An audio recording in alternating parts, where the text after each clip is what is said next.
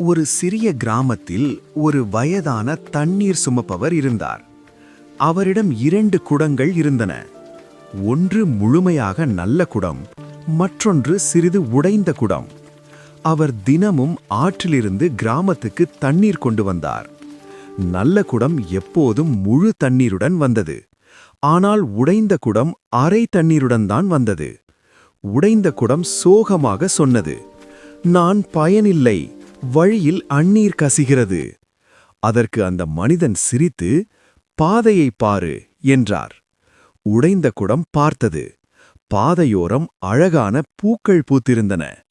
மனிதன் சொன்னார், "நீ கசியவிட்ட தண்ணீரால்தான் இந்த பூக்கள் வளர்ந்தன." அப்போது உடைந்த குடம் மகிழ்ந்தது. நீதி கதை: நமது குறைகளும் நல்லதையே செய்யலாம். If you want more videos like this, like and